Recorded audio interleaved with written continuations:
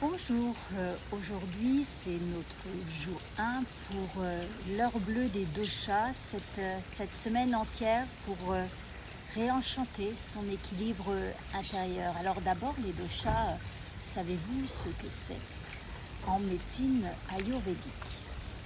Alors les doshas sont liés à l'analyse de la nature et donc aux énergies qui nous entourent. Et on est donc composés tous de plusieurs énergies qui représentent l'eau, l'air, l'éther, le feu.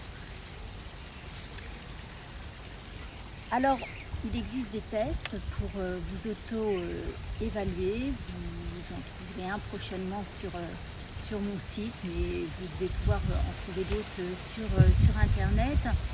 En tout cas, on a tous du vata, du pitta, du kapha, c'est-à-dire les trois doshas qui fonctionnent en vase communicant.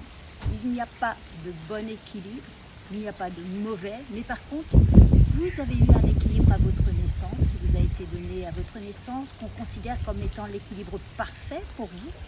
Et donc, votre objectif pour rester en bonne santé, ça va être de conserver le plus possible cet équilibre tout au long de votre vie, étant donné que dans la vie, nous-mêmes, ce qui nous entoure va avoir aussi une influence, puisqu'on va avoir des périodes qui vont être plus des périodes pitta, c'est la période de la croissance quand on est jeune enfant par exemple.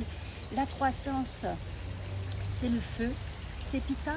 Vous allez par contre être plus vata quand vous allez vieillir, parce que le vata, c'est l'air, c'est l'éther, et si vous observez autour de vous ces maladies autour d'Alzheimer par exemple, c'est l'esprit qui s'envole.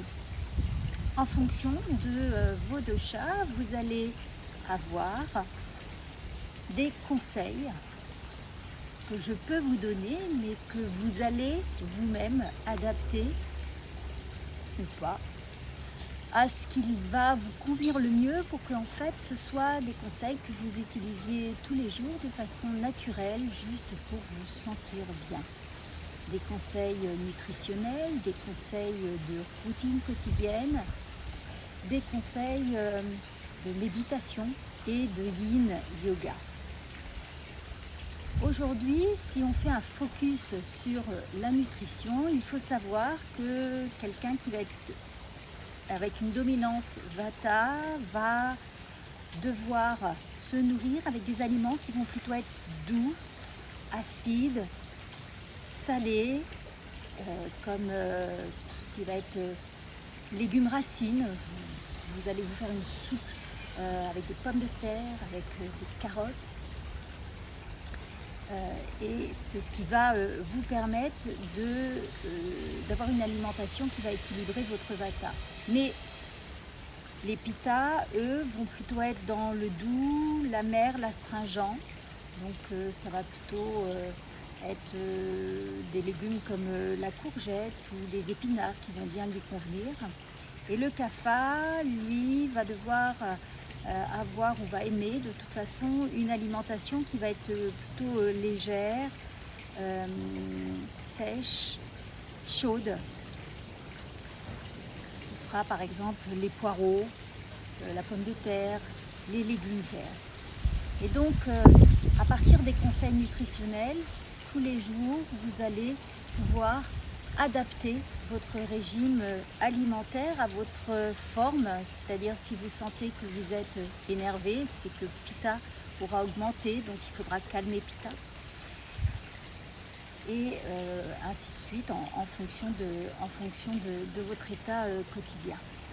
Alors la posture de yin yoga pour apaiser pitta par exemple, ça va être la posture du papillon. Je vous l'ai déjà montré, on peut la faire assise là.